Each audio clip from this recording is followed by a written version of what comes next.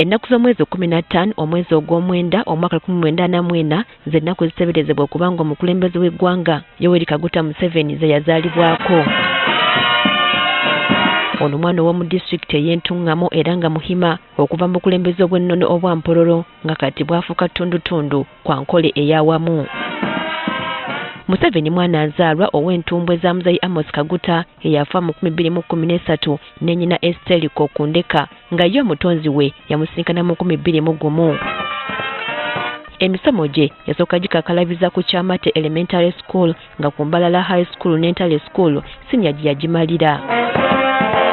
Nga bwe bagamba nti akali bwakendo okalabira ku mukonda ng'ali ku ssomero lya Ntale yatandikiriza mpola okwenyigira mu byobufuzi era ne yeegatta ne bavubuka banne okubiriza abalimi n'abalunzi mu kitundu kya Nkole ku buzaale bwe okusiba ettaka lyabwe n'obutaganya muntu yenna kulisaalimbirako wadde okubagoba nga bwe gwali olw'amateeka agali galeetebwa abafuzi b'amatwale nga bayambibwako abakulembeze ab'ebiseera ebyo bayite ba chief.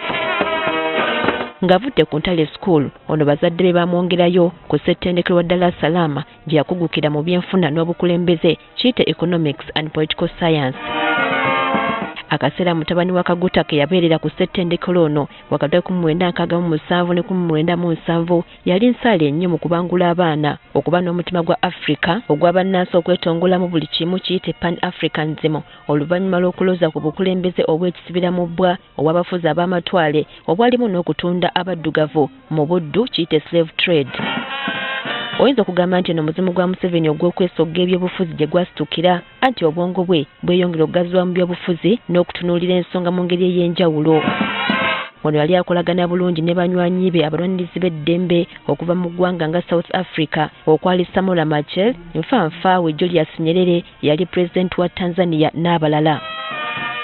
Mu kaseera ako kennyini ng'ali ku yunivasite mu 1997 yatandikawo ekibiina mwe yagattira abayizi banne okuva mu mawanga ag'enjawulo ki University Students African Revolutionary Front era n'abakulemberamu yogayoga mu ggwanga erya Portugal ne Mozambique gye bayigira ebyobujaasi oba military training. Mu 1971 nga Idi Amin Dada amaze okwewaŋŋamya ku ntebe y'eggwanga, Museveni yali wankizo nnyo mu kutondawo ekibiina ki FRONASA, the Front for National Salvation, ekyali kitaba bannayuganda abali mu buwaŋŋanguse olw'obukulembeze bwa Obote obwali bwekisibira mu bbwa era eggye lino nga liri wamu n'erya Tanzania wansi w'obukulembeze bwa Julius Nyerere baalwana bweziringirire okusuuza Amin entebe mu 1979 anti naye mu kutulugunya abantu yalimu.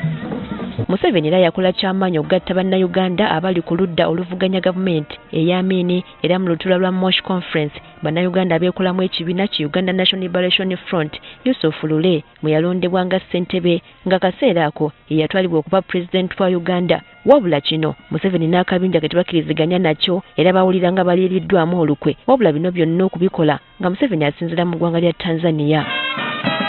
Ng'okugwa kwa Amini kuwedde n'akawulo kakomyawo Obote 2 mu 1998 Museveni yadde Uganda n'abawagizi be okuwenja obuwagizi mu balimi n'abalunzi be yali amaze ebbanga ng'alwanirira eddembe lyabwe nga bano be bavaamu eggye National Resistance Army anti yasalawo agende mu nsiko ne bavubuka banne abalala 26. Ye ne banne balina ebiruubirirwa 10 oba 10-point program ebyali bibalwanya omwali enkola ya demokrasiya, ebyokwerinda, obwegassi mu bannayuganda, okukuuma obwetwaze, okuzimba eggwanga eryetengeredde, okukyusa mu buweereza, okulwanyisa obuli bw'enguzi n'obukulembeze obutatuukiridde, okulwanyisa obutali bwenkanya, enkolagana n'amawanga ga Africa amalala n'okutereeza ebyenfuna.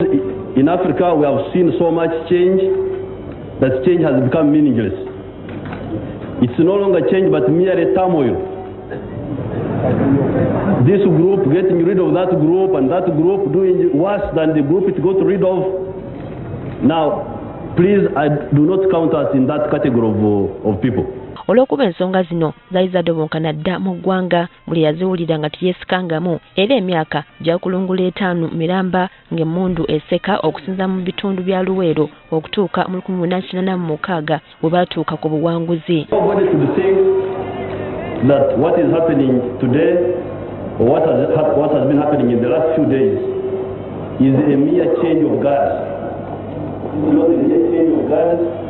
I think this is a fundamental change in the politics of our country. Okuva lwe yali Entebbe mu 1986 obukulembeze bwa Museveni busiize ekifaananyi ekituufu ku ky'eggwanga kye litegeeza okuba n'omukulembeze ow'embala era ng'obuzibu bwa Uganda ne Africa yonna azze akyogera lunye nga bwe buva ku mawanga g'abakyeruppe abakyayagala okutegeerera Africa.